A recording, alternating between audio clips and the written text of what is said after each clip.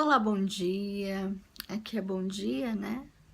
E boa tarde ou boa noite, dependendo do horário que vocês vão ouvir este vídeo, ver este vídeo. Bem, eu fiz dois vídeos, né? Parte 1 e parte 2, sobre crianças, né? Índigos e crianças cristais, né? Fiquei de fazer o terceiro falando das crianças arco-íris.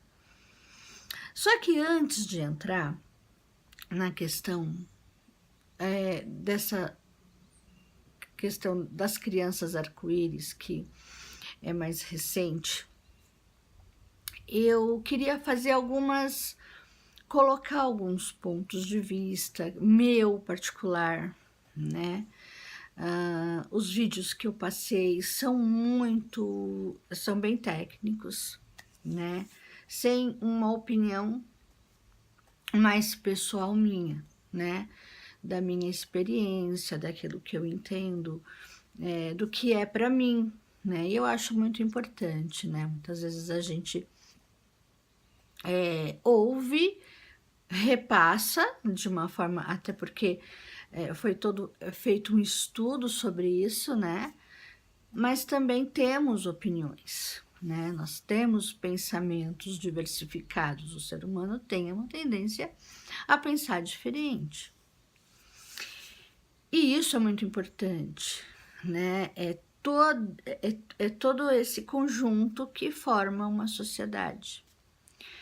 E em relação às crianças índigos, que creio eu, que eu já li também algumas matérias que vêm lá do final de 60, que já começou a ter os primeiros índigos lá no final de 60, 67, 68, e foi bem naquele momento de revolução, de libertação, né, de uma tomada de consciência um pouco diferente, que acabou vindo toda aquela frequência também junto com essa fase, mas também aquela frequência de criatividade, de rebeldia, que veio junto com essa energia do índigo, né? Eu, particularmente, acho muito interessante esse posicionamento, essa observação,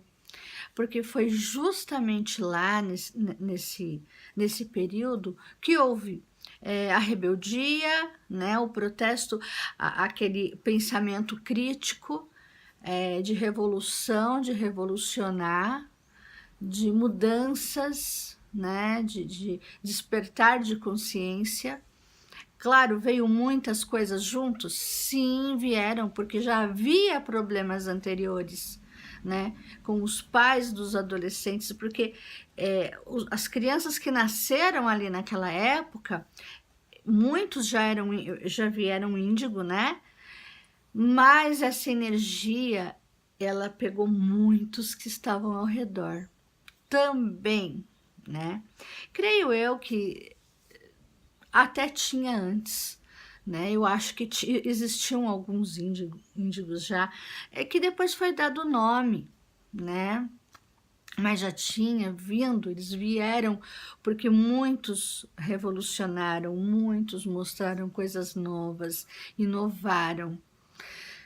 E era necessário, né, para o ser humano poder entender melhor a si mesmo, as suas vontades, expressar muita coisa.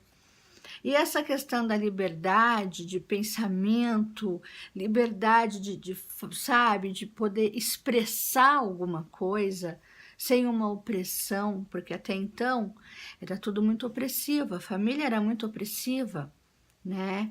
Existia uma opressão, existiam regras, padrões ali lá atrás, né, que já vinham sendo mantidos e precisava quebrar. E sempre para quebrar alguma coisa, para quebrar um paradigma, existe, né, aquele choque cultural, o choque de ideias. E o que seria de nós se não fosse dessa forma?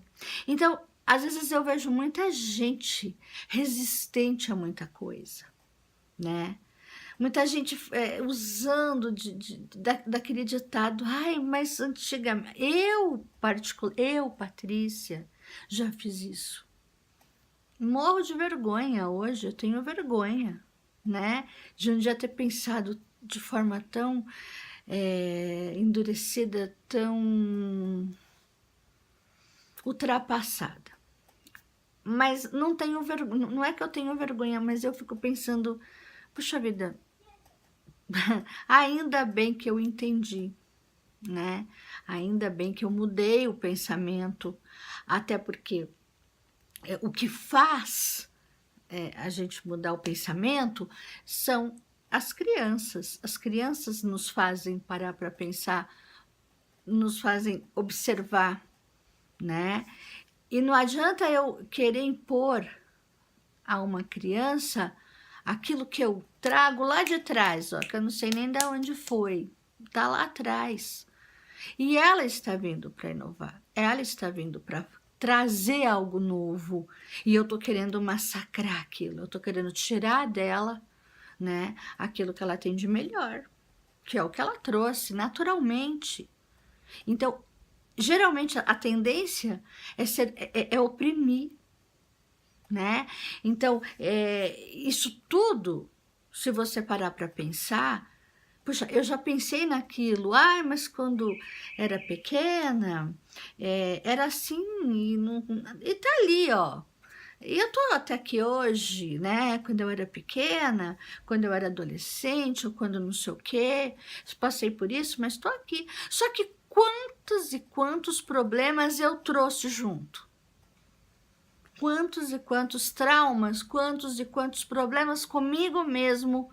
Porque se eu for honesta comigo, eu vou analisar que muitas coisas eu estou desconstruindo hoje, né? Eu, pelo menos, tenho 50 anos, eu tenho 50 anos.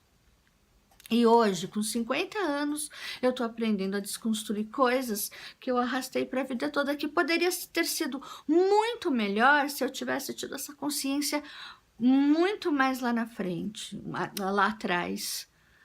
Mas não lamento, tudo tem seu tempo, tudo está no seu devido lugar, no seu tempo.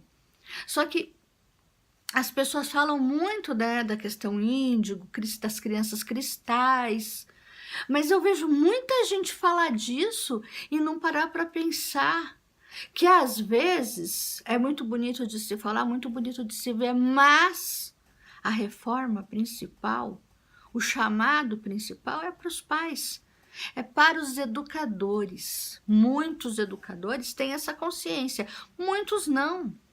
Batem no peito, falam tanta coisa, mas eu não sei, é tão contraditório, porque existe todo um pensamento que está atrasado. Então, gente, vamos aprender uma coisa.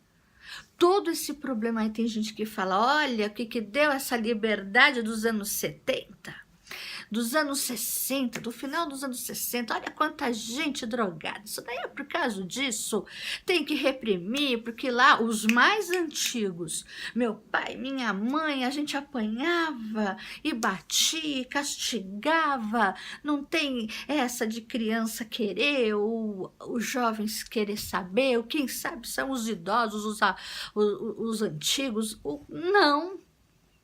Porque do mesmo jeito que um idoso ele adquire experiência, ele acumula burrice também. E quando ele dá para acumular burrice e fechar a mente, esquece. Porque realmente não vai mudar. Entendeu? Então não tem essa de, ai, porque um idoso sabe, um antigo sabe. Sabe sim, porque viveu muito. Porque adquiriu experiências, adquiriu ferramentas, porém, dependendo do ponto de vista dele, ele adquiriu burrice. E aí, né? Se depara com um mundo, com um ser humano evoluindo, e aí? Aí as pessoas falam, não, esse mundo cheio de drogas, esse mundo cheio, esses jovens estão perdidos, precisam de uma rédea, precisam, né? Eu vejo um monte de gente falar isso. Ah, eu preciso pegar firme, vou bater, porque tem que bater, porque tem que reprimir, porque tem que não sei o quê. Esse reflexo de drogas que existe hoje, né, em todos os lugares, sempre houve, né, um processo, mas do jeito que está hoje, gente, para pensar. O que faz um ser humano buscar a fuga das drogas? Não, eu sei que não dá para generalizar, mas o que faz um ser humano buscar aquela fantasia da droga? Um bem-estar.